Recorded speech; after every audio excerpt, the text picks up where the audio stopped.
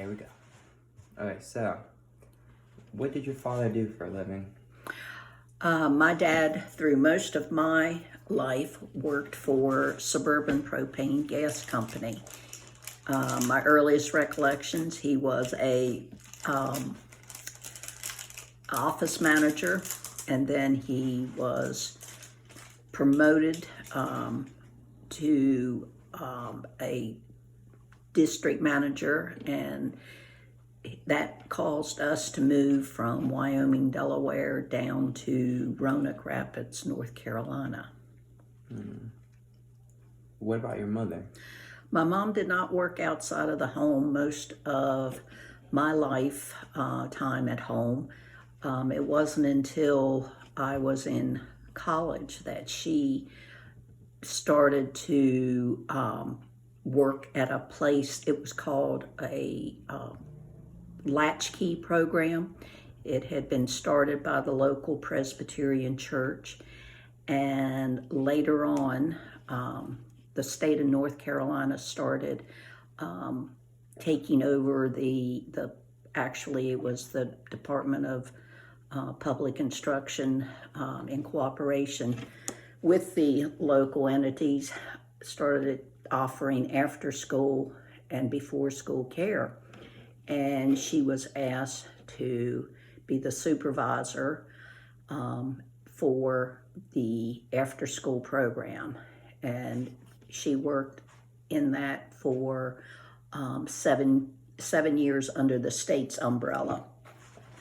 And then she was considered a state employee, and so at that time you only had to be vested 5 years to be eligible for retirement and benefits as a retiree, which worked out really well for her. What time period was this? This was in the early 80s into the 90s. What was your first job? My first job, other than, babysitting, which was the typical first job for girls, that I knew. Everybody babysat 25 cents an hour. But then when we were living in Roanoke Rapids is when I turned 16, and shortly thereafter I got a job, thanks to my sister having worked for this jewelry store. And then she went on to college, and so they knew she had a younger sister, and they asked me to come apply. And I worked there all throughout the remainder of high school, and every summer during my college years I worked there, and even in the first few years of college, they would always call my mother before Christmas break and ask her if I was coming home and when I would be home, because they wanted me to work. What were you doing in your spare time when you were like 11 to 13? During those years, I played outside. I mean, my mother was one of those big proponents of you didn't sit around. At that time, TV did not come on. It wasn't a 24-hour-a-day thing. It only came on in the nighttime for news, and then a few programs, and then it went off the air later in the evening. But so we were always outside playing, and we would organize softball games or any kind of sport activity, or we played board games on somebody's porch, or card games, anything to keep ourselves occupied. We were fortunate in the wintertime. Our basement had a ping pong table and a pool table, so that was a nice place to go and spend cold winter days. What was it like whenever you were like your first house? Whenever you were growing up?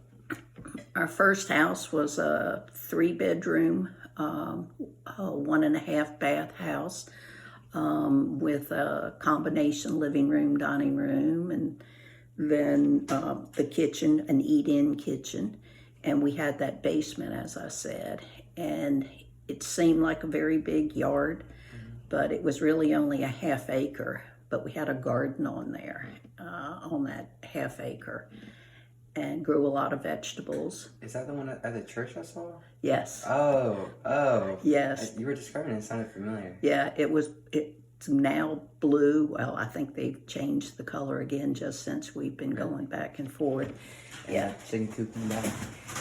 And it was a red cedar shake shingle house. So it was a brand new house, and it was just a wonderful place to grow up. How large was your family?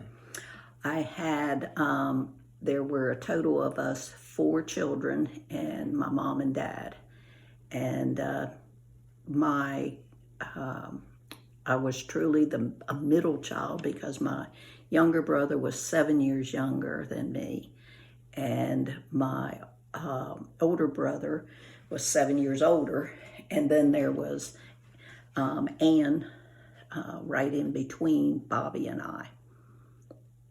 So it was a good-sized family for the time. What was the telephone like? Telephone. Well, my first recollection of our phone was when I was a kid, living in Delaware. We had a party line, and the party line was, called a party line, and it had different rings as to who it was. A certain ring would be for one family, and a different ring would be for somebody else. And you couldn't stay on the phone very long because other people were having to use that phone. And my dad got real upset one time with my sister because she was talking and had a real long cord. And anyway, it was in the kitchen. You only had one, and it was a wall phone. And anyway, she took for privacy, she took the phone, pulled the cord down to the steps leading to the basement, and closed the door to the kitchen. And anyway, my dad told her it was time to get off. She had been on too long. Well, she didn't get off quite fast enough. And the next thing I knew, he had disconnected the cord from the phone. Yep. What did the phone look like? It was rectangular, and this one just happened to be red. I can remember that very vividly. Was it plasticky? Yeah, it had a plastic case, and had the rotary dial. You've probably seen pictures of them, or seen them in an old movie, and you just dial the number. Was the part you put up to the ear, was it like a circle and then the bar thing and then another circle? Well, or was one of the little cone things? It was a little, no, it was all one piece, very, smooth, very sleek, and just, you could hold it on your arm, your shoulder. Where'd you get these from? Bilers. Bilers. Oh, from whenever you went down there? These are good. Are they? Good.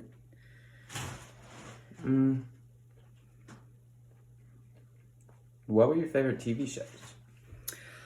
Well, we always had to have consensus, and of course my dad, we always had to have consensus as to what we were going to watch. What does that mean? Well, we all had to be in agreement, and of course it didn't matter between the kids what we wanted. It was basically up to my mom and dad as to what we watched. But I remember, of course, the news took precedence. Walter Cronkite came on every night. My parents, watched the news. And then I remember vividly on Sundays where my mother always cooked a big Sunday meal for right after church. And then that night we would watch The Wonderful World of Disney, and we'd have lap trays that we would have. If she had a roast, it would be a roast beef sandwich. If it was a ham, we'd have a ham sandwich as part of our supper, a lighter meal on Sundays. When did you get your first car? I was a rising senior. I just finished my junior year and got an opportunity to buy my dad's Suburban Propane Company car. Mm-hmm. They were told me about this. They were changing cars, and it was a Ford Fairlane. It had no power steering, roll down windows, no air conditioning, black vinyl seats, and I was tickled to have it because it only cost me $500. Was supposed to cost me that, and I drove that. I needed it for my the summer before my senior year, because I was doing the reading clinic at East Carolina, and you had to have transportation. I was then moving into an apartment with 3 other girls. And so I had to have transportation out to the different schools where we were, had to have our subjects meet us and get our documentation and our data during the summer. What were you documenting? Their progress in reading. We were applying this Dr. Holmes, who was the director of this reading clinic. Mm-hmm.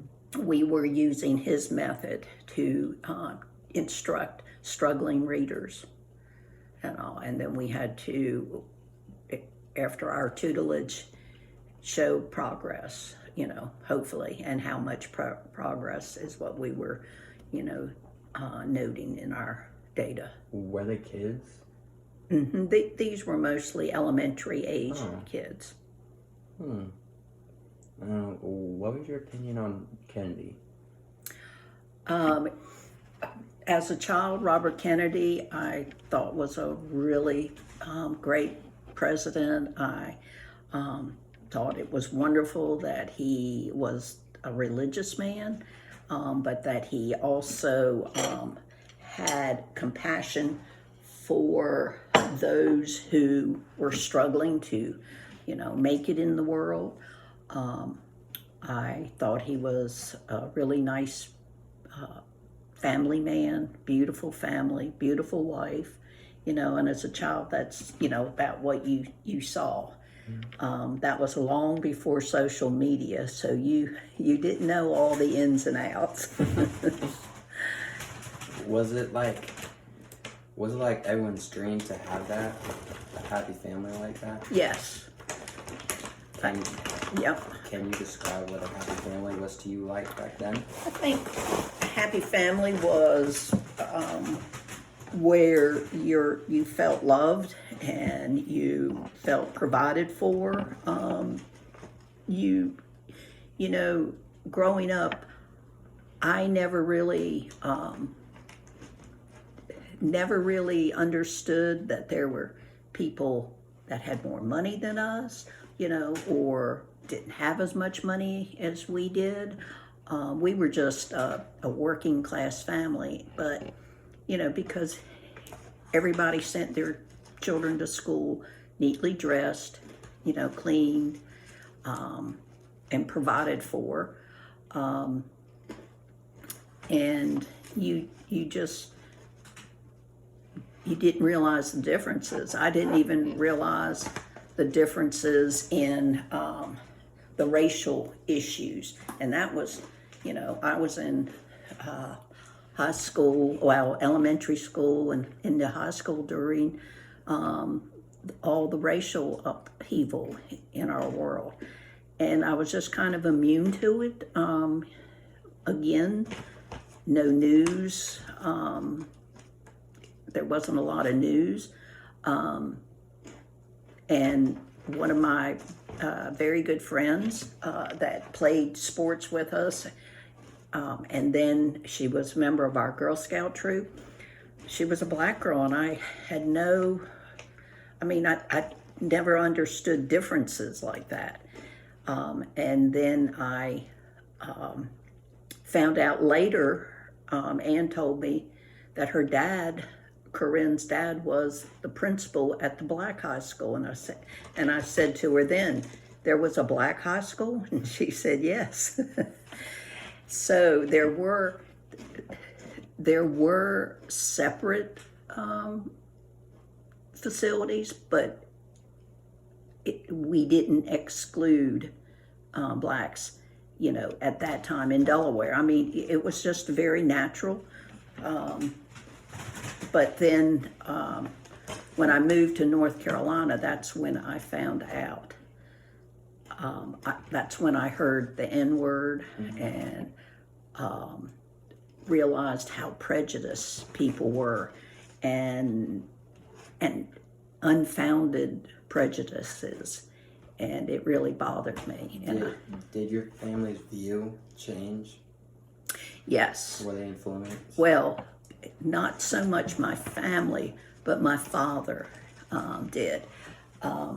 He had a lot of men that I guess probably may have graduated high school, may have not, may have dropped out at an early age. And they just kind of had chips on their shoulder when it came to anybody, doing a little bit better than they did in life. And so they were quite vocal about things. My parents, when they were looking for a home down there in North Carolina, my dad was told, don't send your kids to school in the county. The county schools are all black. Which county? This was Halifax County. And also, it was just so much. I mean, it was just a really eye-opener. And I think I told you about, I went to my first day of school in Roanoke Rapids, 10th grade, and our homerooms were organized by alphabetized by your last name. And of course, being a Z is your last name, you always knew where you were going to sit. And so a girl in front of me, while we were in homeroom that first day, it was extended homeroom, and she turned around and she said, "Oh, where are you from?" And I told her, and she said, "Oh, you got any pictures of your friends?" And so I handed her my wallet. I had no reservation about doing so. And anyway, she saw a picture of my friend Corinne, and she goes, "Ooh," out loud, screamed it. "Ooh, what are you doing with the N-word picture?" And I snatched my wallet back and I said, "She's a friend of mine." Well, I thought, I will never speak to you again. Well, come to find out, she went to the same church my parents chose to go to. Yeah, and she was actually a nice person. It's just her mind had been poisoned by, prejudice. Did you ever keep ties with her? Corinne, no, but my sister and brother-in-law, Ann and Clay, they see one of her brothers one of her sisters died, but Ann and Clay had a brother, one of Corinne's brothers in their class. So, yeah, I really did not remain, close to anybody from my ninth, my Delaware days.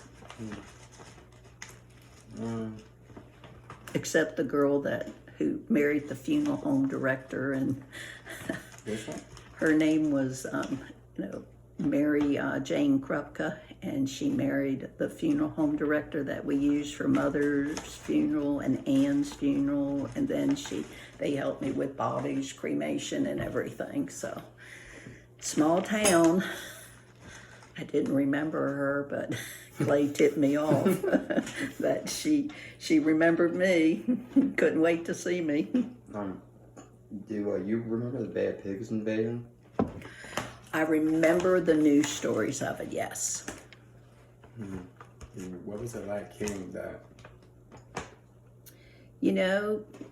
When you're young, you don't, you just kind of think, wow, and really didn't grasp the gravity of the situation, and how it impacts you and your life.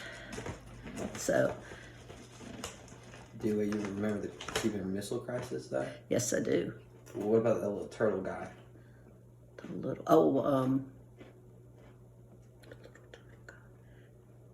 I know who you're talking about. The little guy.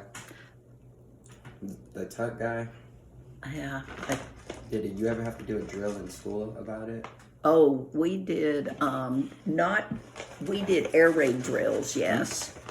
For the bombings and stuff? Yeah. What was that like? Like the drill for?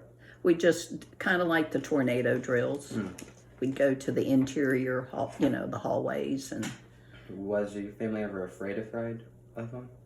Not really. What about the nuclear warfare going on? You mean the current nuclear warfare? Yeah. Yes. I just don't want some trigger-happy leader to get us in big trouble. Where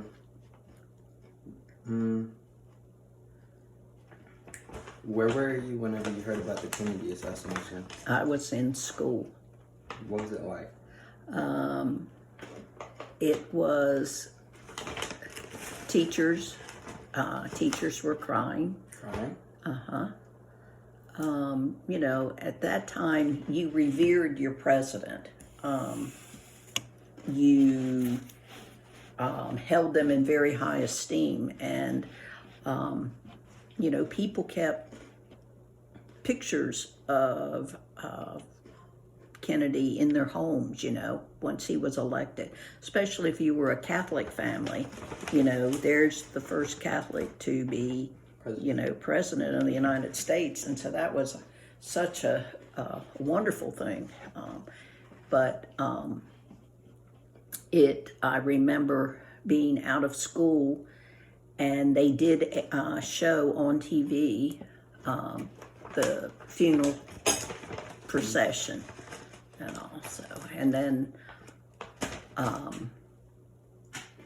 they were showing, the reruns, so to speak, of, the motorcade when he was killed. Do you think people back then were more prideful of their country than people are nowadays?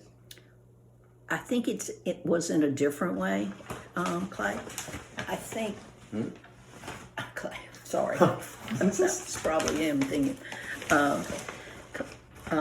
Cole, I think probably in a different way, more open, less questioning, because you didn't know all of the background stories.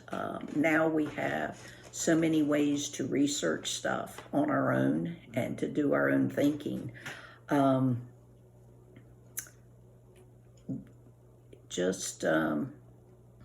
do think people are still patriotic. I just think some people get more publicity for some of the bad things they, try to do to destroy our country. So, did you like President Johnson at first, when he was first inaugurated? Yeah, he wasn't a very polished person. How so? Well, I guess because I had not heard that many people from Texas speak, and How was he speaking? well, he had a very Texas drawl, and he just wasn't a President Kennedy. Did you think he could ever get close to being like Kennedy was? I think he tried to do some good things, carry on the tradition of Kennedy. What were your opinions on the Great Society program? I don't know if I had an opinion of the Great Society. It's great for some, not so great for others. Did you watch the moon landing? Yes, I did. Where were you? I was at home, watching it and on TV. It was just incredible to think, or maybe I remember. I'm trying to think of what time of day it would have been. We didn't have TVs in schools like they do, used to do. So like afternoon maybe? I can't remember, Cole. Keep going, you Clay. Were you able to see it from outside? Or just on TV? Oh, no, just on TV, yeah. Was it like a big thing? Like everyone was Oh, watching yes, yes. That was just just a miraculous thing to think that there was a man on the moon. Yes, that an American had set foot. Not only had they got him to the moon, then they were able to get them back to safe territory. That's what makes sense to me. No, I don't think it's real. Last night on a show I was watching, they were saying we have to be the first ones to Mars. So hey, maybe you can go to Mars, Cole. What were your opinions on the Beatles? I love the Beatles. On the Ed Sullivan Show, I can remember it. It was wonderful. They came on, and we knew it had been, I won't say advertised, but talked about. So they were going to be on the Ed Sullivan Show that Sunday night, and I couldn't wait. And I was sat on the floor right in front of the TV, just waiting to see them. And my dad said, why are we watching these long-haired freaks? Which was the sentiment of a lot of parents. They thought we had all lost our mind. What was the Ed Sullivan Show? It was kind of not a talent show, but an entertainment. Always had acts. He'd always say, he always walked like he was a turtle, His head seemed to be right on his shoulders, no neck. And he goes, it's going to be a really big show, folks, a really big show.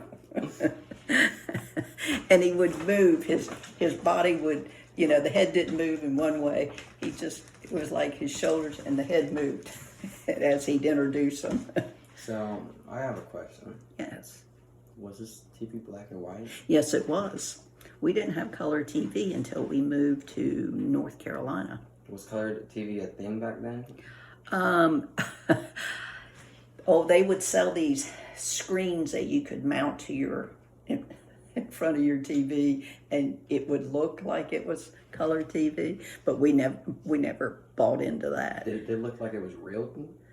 No, I don't see it in person. I don't think it would have been. Yeah, I think it was just a gimmick. Yeah, don't think that's possible. No, but but yeah, when we did get color TV, that was a big thing. Oh, well, one of the questions is about the Ed Sullivan Show. Oh, really? Yeah, you beat me to it. So, did it? You watched the, wait, were you part of the Beatlemania? Yes, I was. And can you tell me more about that? Just, it was called the British Invasion. They were just wonderful. I mean, they were little baby-faced guys, when you look back on it, that had, grew up in Liverpool and parts around there, and they just had a different style of music that was so captivating, and you could understand every word they were saying when they sang. Did you ever buy any of their merchandise? I bought records, yeah. Like which records? They had albums, the Yellow Submarine album, lots. I can see them, but I can't tell you what their titles were, but yeah. Whatever happened to those vinyls? Gone with the wind, Cassettes took over. 8 tracks. Well, eight tracks first, then cassettes. Around what time? The what? The cassettes. The 8 tracks came first. What's the 8-track? It's a big. It was a rectangular, thick box, and it was in your dash was a little door, and you flipped it open, set that in there. Have you seen them? Mm-hmm. What time period was that? Probably in the 70s, the 8 tracks. What about cassettes? Then cassettes came, later. And, you had the same amount of music, but on a much smaller, But they were both like platform.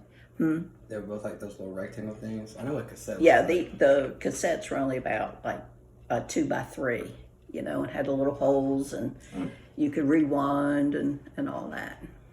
What other type of music were you listening to? Back in your teens. In my teens, well, gosh, the Who, the Moody Blues, the Who, just Motown, all of Motown, yeah. Mm-hmm. Really, really good. Did you ever get into Elvis whenever he came about? No, I was never an Elvis fan. I did not like to watch him perform. Yeah. Mm-hmm. I didn't like him at all. Amen. He just was kind of creepy.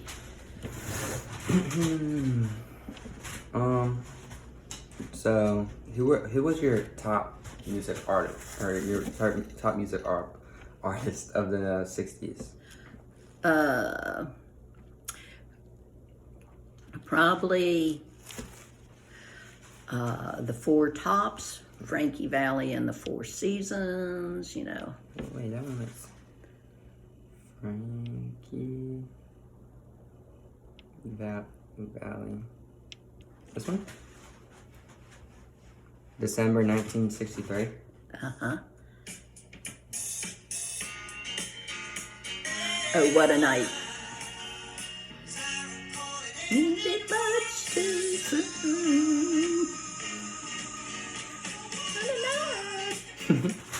Did you ever go into Your mom went with me, or we went over to Durham to them? Well, it wasn't them. It's the impersonators, but they do the whole like covers Jersey Boys. Yeah. So, what were the styles of clothing you wore in the 60s? Well, we had, where I went to high school, you couldn't wear pants most of the time until we had a real cold winter that year. Lots of snow and below freezing temperatures during the day. This was in Maryland. In North Carolina. And we had to, we were finally allowed to wear what was called a pantsuit. The pants and the tunic top could be worn. It had to be a coordinated outfit. And at that same time, the bank started letting their employees wear pantsuits. What were they wearing before that? You had to only wear dresses or skirts. My senior year, we started wearing jeans. You could start to wear, not to school, but you started wearing jeans for casual wear, out and about. Why was your school dress code so strict? Well, it was the time of the century. I mean, girls were expected to wear skirts and. What about for the guys? Guys were supposed to wear a shirt and like khakis or dress pants. Did you ever wear wedgins? Weegens. Yeah, weedins. There's a Weegens. What's a weedin? They are a loafer, a penny loafer, and everybody wanted them. Well, I saved my babysitting money to get a pair because my mother said they're just too expensive. So I got a pair, and when I put them on and walked out in the kitchen and showed my dad, and he said, "Good grief, you'd have come out cheaper if you had just bought the box as big as those things are." I had a big foot. I couldn't help it. How big was your shoe size at the time? It was a 9 then, How much were those shoes? I don't even remember. Probably about, back then, that was probably 69, 70. They were probably $35, and I saved my babysitting money to get them. Dang. Ooh, how much was like a Coke back then, a candy bar? When I was at work, we'd go over to the, somebody would go over on break and get our snack order, and you could get a fountain Coke for like 50 cents and a 50? 50 cents. How much were you getting paid an hour at your job? I started at $1.05. Oh, that's good. That was my beginning thing. And then after 2 weeks, after I worked out and they saw I had potential, then I got a raise to $1.10. But the last time I worked there, I was only making $1.25. How old were you? Well, I was married by this time. It was a Christmas, and once again they called my mom and wanted to know if I was coming home, and she said yes, she's coming. I was a married woman, and they still wanted me to work. When did you get married? 1979. How old were you? I was 26. What were you doing at the time? Teaching. Teaching. Mm-hmm. At which school? I was teaching at Dunn Middle School. Dunn Middle School. Mm-hmm. What was your hairstyle back then? Long. Everybody, you either wore your hair long, straight, or more women were getting it cut shorter. My hair had been long all through, college, down my back. Did you ever experience whenever people start switching over to like those like big puffy curl stuffs? No, that wasn't me. Oh, that wasn't you? No. Which time period was that? That was even later on. That was more like about the 80s, in the 80s, yeah. Did you ever go along with that? Somewhat of, but not much. Did you consider yourself part of the counterculture? In some respects,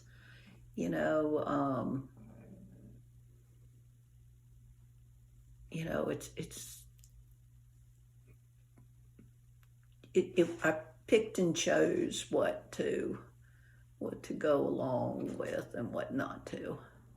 Like what? You got to be a free spirit and think for yourself, whether it's really you or not. Which like things did you go along with?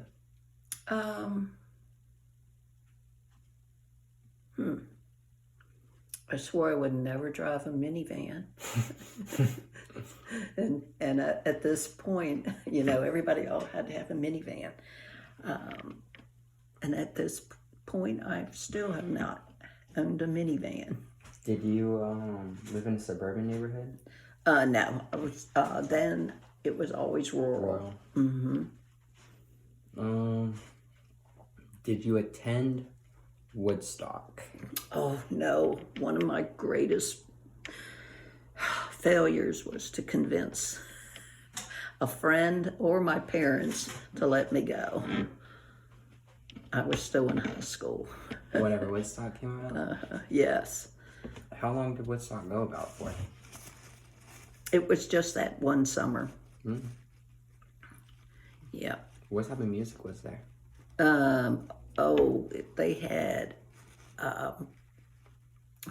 Jimi Hendrix. Are you familiar with Jimi Hendrix? Oh, they had, what's her name? You're asking an old mind. I can sing her music, but I can't even think. Susan, what is it, her name? I don't know. They just had lots of, good artists. I mean, they played for days and days and days in this farmer's field. So your parents didn't let you go to Woodstock? No, my parents. Well, number one, I didn't have the money to do that. I mean, how much was it? Because that was up in New York. Road trip. Yes, big road trip. Where were you at the time of Woodstock? North Carolina. Oh yeah. Yep. So, what was your first encounter or realization with racial discrimination? That day in 10th grade. When they got at you? Were any of your family involved in any civil rights organizations? Like NAACP, SNCC? Did you ever witness any of their stuff? Hear about it? I remember when the Ku Klux Klan was coming through Roanoke Rapids. They were gonna march down the main street. Yeah, the Ku Klux Klan would, stage rallies trying to get support and all that. I never saw a cross burning or, heard of one in my area. Did you think you ever met like a family member of a KKK member? No, I don't think so. I mean, there are people I probably would have suspected being of that persuasion. Was there any like separate faculties, schools, or neighborhoods between black and white? In Roanoke Rapids, like I said, my parents were encouraged not to buy in the county school district, to be in the city limits so that we could go there. Well, there, in my class, there were 3 African American students. In your class, like your graduating class? And one was an outstanding, he was drum major for the band. He was a really nice guy. And then the other guy was a standout football player. And the other girl, and the one girl was a cheerleader. But we didn't have dances or anything like that except prom back in those days, because God forbid you couldn't dance. But they but they didn't attend. You know, they didn't feel welcome, which is really sad. Did the football player get any scholarships or anything? I don't think, his name was Arthur Ray, I don't think he did. And they've never come to any of our class reunions. Still to this day? Yeah. I mean, can you imagine if you didn't feel welcome, you know? And if the reason you were there is because you know, had a certain skill set to help with the school itself. Really? So they were just handpicked? I always suspected they were recruited. Do you have milk? I do. Have that thing? You certainly can.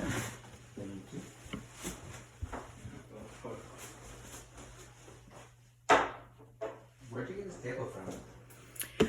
Well, it's made up. I see in the door on your right side. You got it. You made it? Well, I had the tile top I got at an estate sale, and then the bottom I had gotten years ago at an estate sale. What's an estate sale? You know, when I die, all this stuff gets sold. You know. Wait, so was this off like a wall or something? I don't know what the people used it for, but I have a neighbor that is very handy woodcrafting wise, and he got it mounted to that base for me. The screw got pushed a little too much in this. It looks cool. I really like this house. Well, it's handy. You don't have to, you know, walk across the kitchen. How old is that bottom? It's really old. It was an old sewing machine base. Oh my gosh, that's sick, man. What the heck? Yeah, I just saw the thing. That's so cool. I was like, why doesn't it? Alright, so.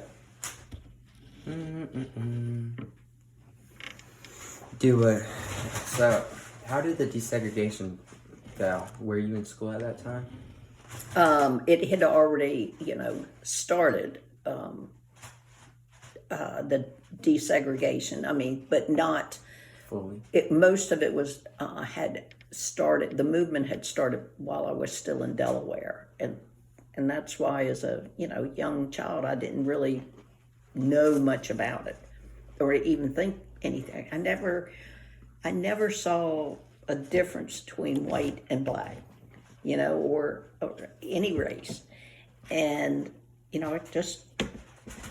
I remember going to Sunday school and singing Jesus Loves the Little Children of the World.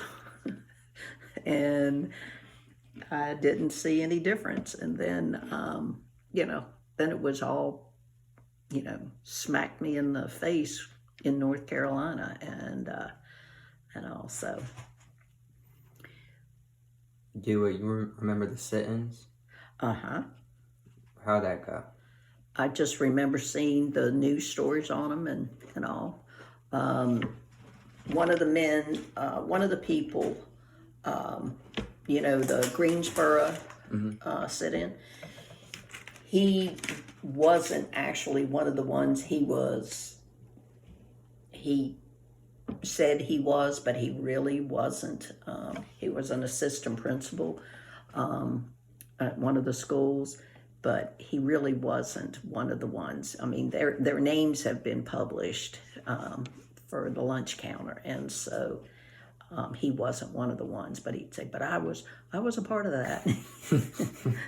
He told many whoppers. How did you know him? He was an assistant principal at the school. What was your family's opinion on Malcolm X and MLK, the Black Panthers, and the Black Power movement? That really was never discussed, because with my dad, you didn't try to discuss stuff like that because he would become so irate. Pop Uncle Nick Pop and Uncle Nick on Trump, just like that. Back a while ago. You should have saw him at Thanksgiving and Christmas. Bad news. Mm-hmm. Were they for him? I don't know. I can't remember. Something crazy like that. No, thank you. Did you ever hear about any of those people in school or anything? Yes. I remember Martin Luther King and Malcolm X, and you know, they were headline stories. You saw, you know, when I was on my own, you know, I could choose what I wanted to view on the news and hear it without hearing shouting and profanity flying. Mm-hmm. Fists bumping on the table. What was your opinion on this? I thought Martin Luther King was on the right track. I thought he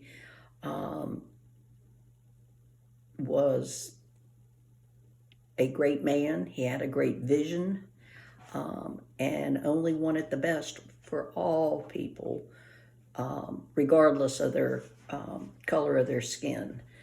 You know, it's just so many, you know, assassinations.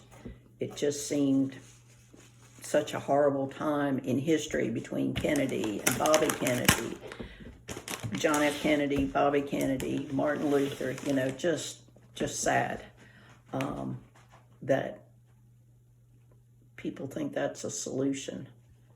Did you ever witness any like racial violence first-handedly? No.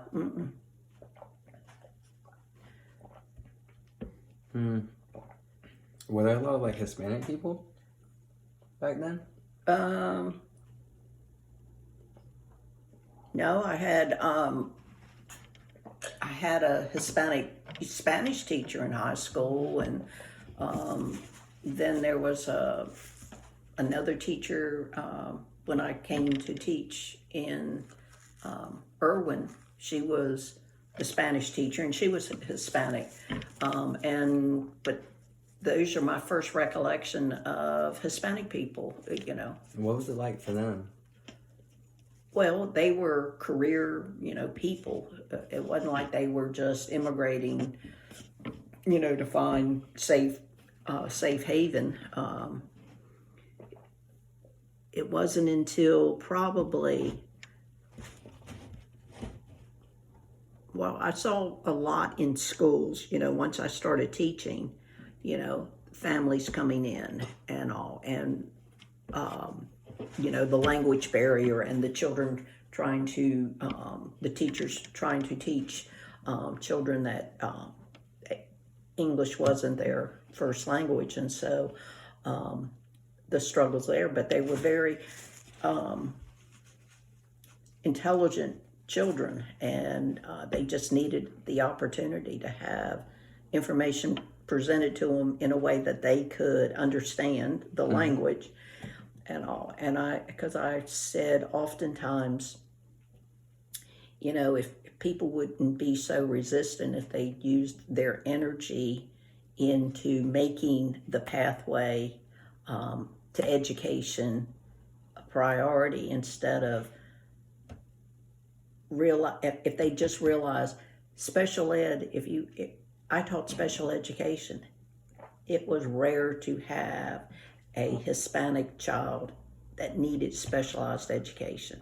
And a lot of times teachers thought they needed it because they weren't, you know, progressing. Well, there were a lot of other reasons that they weren't progressing. It wasn't because they did not have the ability. They were very intelligent, and it just really drove me crazy that you know, some teachers just had a preconceived mindset about their ability to learn.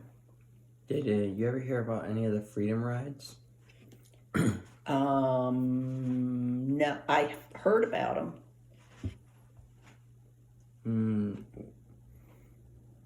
How did you hear about them? Through like news? Through the news, yeah.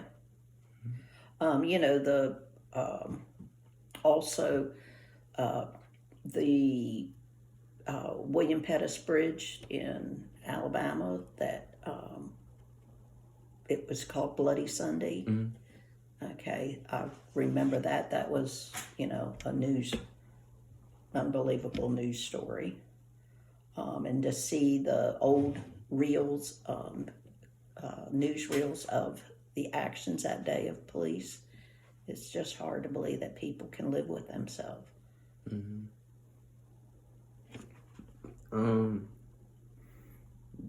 So going on to the Vietnam War, did you know anyone that was drafted? My brother Bobby was drafted. Uncle Bobby was drafted? He was in the Vietnam War. In his senior year in high school, the draft was in its full force. Now that was in 1964, and he received his draft notice. He was deferred, meaning because he had been accepted into college, he had to produce that documentation. So he was deferred until for 4 years. And his senior year at West Virginia University, they sent him a letter and saying, here you are to report. They knew the timeline. So that's what he did after graduation. He went to the draft board, and they told him to report. He was at Fort Bragg for basic training, and then he spent his time in Hawaii doing very secretive stuff. It was high level intelligence stuff that he was doing, but never had to use it. And then after he served his time, then he went on and used his VA benefits to go get his master's. Were you ever worried about any of your other family members getting drafted? Well, there was just Ann and myself, and then Jimmy was too young. Yeah. How old was he at the time of the war? Jimmy, let's see. 7? Jimmy was he was born in 60, so he was just a little tyke, yeah. What branch was Uncle Bobby? Army. Did he ever communicate with you back? Through how? Phone calls? He'd write a letter every so often, and then he'd send packages. I have a nativity set that he you weren't at his funeral, that's right, or his celebration. I mentioned in my comments that one day I got a package from him from Hawaii, and I thought, wow, what is this? And opened it up, and he was bored in Hawaii. Bored. Only my brother would be bored. But on base, they had a ceramic shop, so he made a nativity set for me. It's all white. And, what's a nativity? Baby Jesus. Jesus. Do you still have it? Yeah. Did Uncle Bobby being in the war have any effect on what your mother thought about the war? I don't think so. I think, she probably paid more attention to what was going on. You got to remember that was winding down the Vietnam War. So not that many people were being, additional people were being drafted, yeah. Well, in my graduation class, I don't know of anybody that was drafted. What about whenever it first started? What was your family's opinions on the war? I don't remember us being, Anti? No, we weren't anti. We were just kind of trying to take it all in as to really what's going on. Once again, social media didn't, so people weren't, yeah, getting into people's heads. And coming up with, conspiracy theories or anything like that, yeah. Did you know anyone that was anti-war? Oh, yeah. you heard people voice it. I went to East Carolina. You still had people that would hold up signs. Even if it was just one person standing there on the mall holding up a sign. Was there any like protests at your school? Mm-mm. What was your opinion on Johnson's leadership during the war? What about Nixon? I didn't have much of an opinion, because of my age and, How old were you? when Johnson was president. Oh, I'm trying to think how old I was. I don't know. But now Nixon, I didn't like Nixon. You didn't like Nixon? Mm-mm. Why?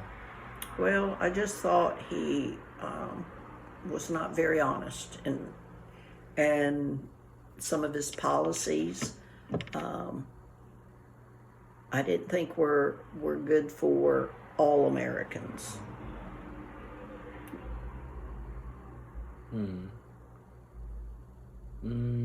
Do you remember the gas lines due to the oil embargo? Oh yeah. What about it? I didn't. I had. Propane? I dated a boy that had a car at East Carolina, and so we would go.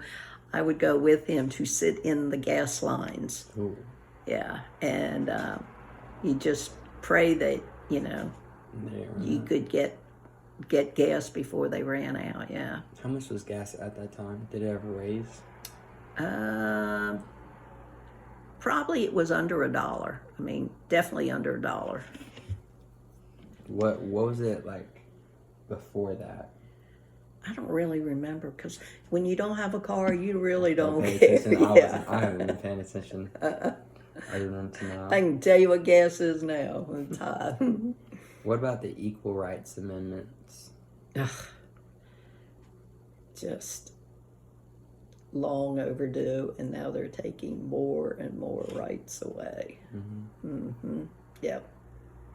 What about the Stonewall riots? Now, I don't know about the Stonewall riots. What were they? Those were the LGBT riot riots. In that community, in that LGBT community. I know where you're talking about. I saw a movie. It was a wonderful movie. Really? With Dukakis. I think her name's Olivia Dukakis. It was a wonderful movie. But yeah, I just think it's sad. I just think we, once again, let people be people. Do you remember the Watergate scandal? Oh yeah. Well, what are your opinions on it? A bunch of dirty crooks, and they got caught. How many of them were caught? I think 3. Nixon, was impeached.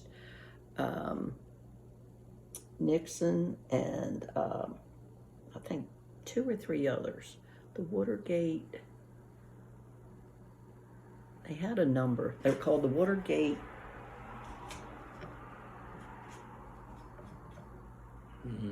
I don't know. They did jail time. What was your opinion on Henry Kissinger? I thought Kissinger was a very wise man. Very knowledgeable about foreign policy. We need him a lot of back in again. I don't think that'll happen though. You watched the Berlin Wall? Yep. You heard about it? They aired it, the fall of it, as they were tearing it down. When was that? When was that? I don't know, but this is really weird. Clay and I were talking, and he said Did I ever tell you about backpacking? When he graduated from college, he and his roommate, Shelley Goldberg, went backpacking in Europe. And his dad told him before he left, he said, if you get in any kind of trouble, his dad worked for Playtex. He said, there's an office, and this guy's name, Playtex office in Lyon, France. You contact him, and he can help you. Well, anyway, Clay and Shelley decided one day they were going to go into East Berlin. And this is when they were on a train, and they, at one checkpoint, the Western German soldiers got off the train, and the East Berlin soldiers got on. And once again, they checked all the credentials to make sure you had what you were supposed to have to pass in. Anyway, and so let's see, that was in 1972. And but anyway,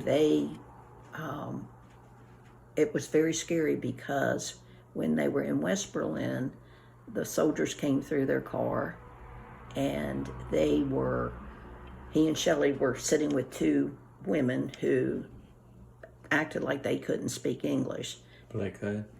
Yeah, but anyway, so the 2 or 3 soldiers asked for their passports, to see their passports, and they showed them.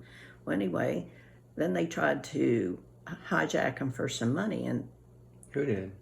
these soldiers did. And Clay said, we told them, we've got Eurails. We've got Eurail tickets. We don't have to pay anymore and all.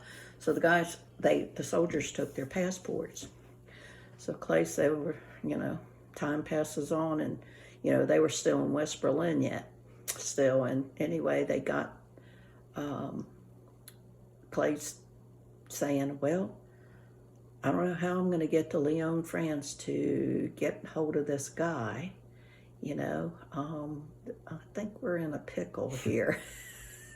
He said, I didn't panic. He said, but all of a sudden, they stop, and the West Berlin soldiers came up to the car and knocked on the window they were on. Clay dropped the window, and the guy threw their passports in.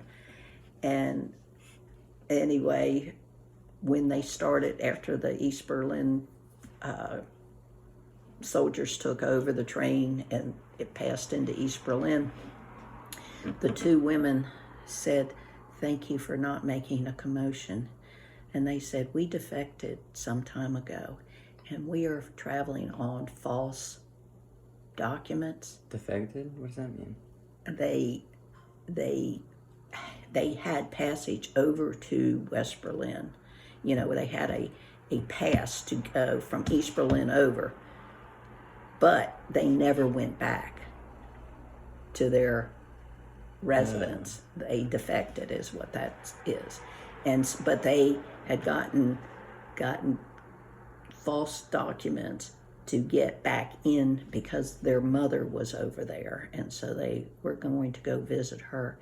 And they said, thank you, because our documents are false, and we didn't want you to make a commotion.